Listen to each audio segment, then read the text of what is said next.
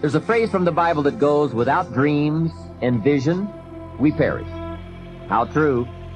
Humans have this unique ability to aspire, to dream, to go for something, to become something. Without that, life is not life. We must have dreams and never give up on our dreams. If you don't right now feel as if you're equipped to get all you want, just remember, ability will grow to match your strong dreams. That's why the goal-setting process we've discussed is so important. The more you work on this, the more ideas you will get on how you can change, how you can grow. Setting goals, developing a good plan for the next 10 years especially, some of the things you want to accomplish.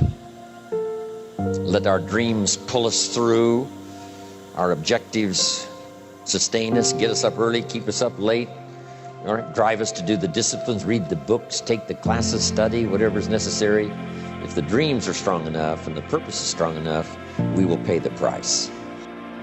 We grow from two experiences. One is the joy of winning, and the other is the pain of losing. Here's what that also means. Make losing painful. Put it on yourself. If you set something up, fooled around, didn't pull it off, put it on yourself. And get around people who will help in this area. Hey, don't join an easy crowd. Go where the expectations are high, where the pressure to perform is high. It's how we grow. Stop thinking about what it is you fear. Each time a fearful or negative thought comes into your consciousness, replace it with a mental picture of your positive and worthwhile goal. There will come times when you will feel like giving up. It's easier for a human being to think negatively than positively. That's why only 5% is successful. You must begin now to place yourself in that group. You must take control of your mind. It will think only about what you permit it to think. Do more than you have to do. In addition to maintaining a cheerful, positive outlook, give of yourself more than you've ever done before. Do this knowing that your returns in life must be in direct proportion to what you give. The moment you decide on a goal to work toward, you're immediately a successful person. You're then in that rare and successful category of people who know where they're going. Out of every 100 people, you belong to the top 5. Don't concern yourself too much with how you're going to achieve your goal. Leave that completely to a power greater than yourself. All you have to do is know where you're going. The answers will come to you of their own accord. Remember these words from the Sermon on the Mount, and remember them well. Ask, and it shall be given you. Seek, and ye shall find. Knock, and it shall be opened unto you. For every one that asketh receiveth, and he that seeketh findeth, and to him that knocketh it shall be opened. It's as marvelous and as simple as that.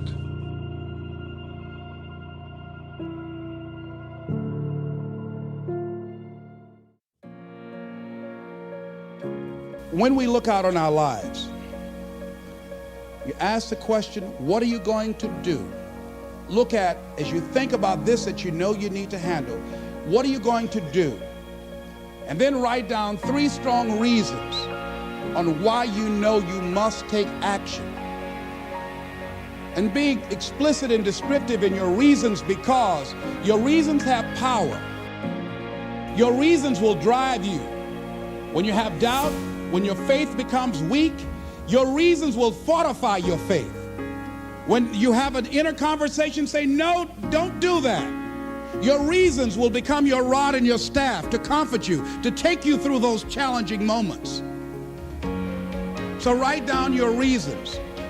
And what you will find, that when you decide to act, when you decide to take life on, and let me warn you, it can be painful, it will be uncomfortable, and that's where the growth is.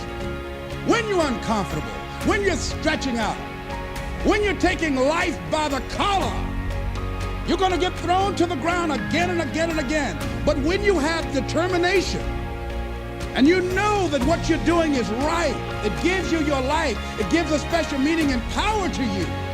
You will have some power from on high. You will discover some things about yourself that will begin to electrify your personality. You'll begin to discover some things about you that you don't know you've got. Wanting to excel in all of the skills and settling for nothing less than an outstanding performance. If you're willing to be the best in your field, if you're willing to demand of yourself excellence in skills, to be the best that you can possibly be.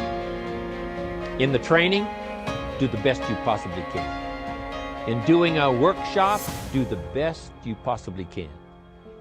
Developing the skills of using your personality, developing the skills of language, developing the skills of influence, developing the skills of organizing, expertise, excellence in skills.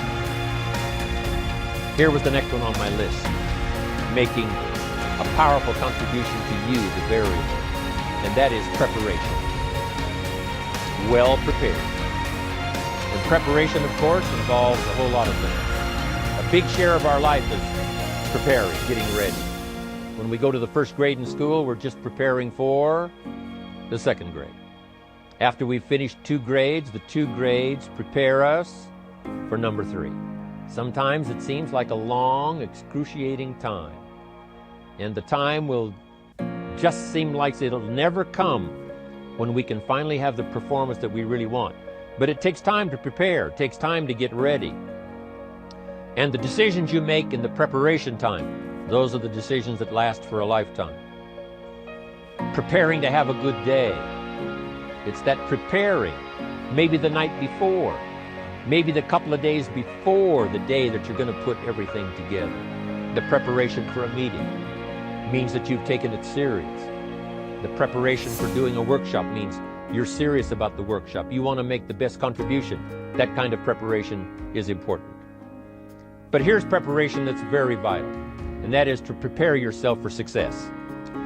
Life seemingly does not wish to waste success on the unprepared. Life says, why waste a fortune on this person? They're not prepared to do the right things with it. They're not prepared to use it wisely. If a fortune was bestowed upon this unprepared person, it would probably be wasted. The people that could have been touched won't be touched. What could have been done won't be done because this fortune will have been wasted on the unprepared person. So not only look for fortune, not only look for the promise, but prepare yourself and ask of yourself, what can I do to make myself ready? Because remember, life was designed not to give us what we want, not to give us what we need, but life was designed to give us what we deserve. We're in a society that just goes.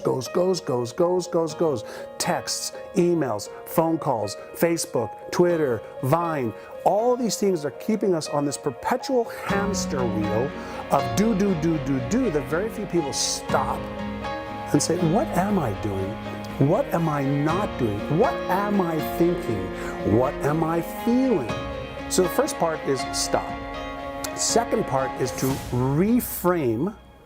Okay, it's called the 4R process. Recognize is first. Reframe is the way I'm looking at something. And because we are monofocused, the brain cannot focus consciously on more than one thing at a time. All right, it can get distracted to that thing, then this thing, then that thing, then this thing. The art of multitasking is actually one of the worst things that you can do from a neurological perspective. Highly successful people are able to monofocus on the right things. So when you learn to reframe your brain's ability to look at this, then look at this, then look at this, but stay focused on what it is that you're looking at, you see different perspectives of it. The next part is to release the emotional stress that most people's brains are under. How do we get into this emotional stress? Well, when we have fears, there's 50 different types of fears. Fear of success, fear of failure, fear of disappointment, fear of being embarrassed, fear of being ashamed, fear of being ridiculed, fear of fill in the blank. When our brain goes on these automatic fear circuit drives, then we're in a state of fight or flight. In a state of fight or flight, over a course of a day, a week, a month, our ability to actually use our thinking center, the left prefrontal cortex of our brain, actually diminishes. Our brain gets hijacked into this fight or flight response system over and over and over and over and over again. And that response system is actually pretty healthy initially to get you going and out of the gate. But if you are always in this fight or flight response mechanism, you're on this hamster wheel, you actually start to get burnt out. And you can't think, you can't use the genius part of your brain. You can't really activate the part of you that connects to the entire universe of intelligence within you and outside of you. And so you learn to release that tension to be able to put the foot back on the gas, change the gear. If you think about what happens when you're driving a stick shift car, you put your foot on the gas in first gear and the car just goes. But if you keep your foot on the gas in first gear, you're going to burn out the engine. So what happens in the release part of using your brain is you go from first gear, pause, second gear, pause, third gear, pause. You're able to use the engine more efficiently to go faster. Exact same thing with our brains. If we learn how to release the tension and switch gears, release the tension, switch gears, that's the art of release and go. And that causes the fourth R, and that's we retrain our brain to operate at higher levels of our intelligence, genius, and abilities.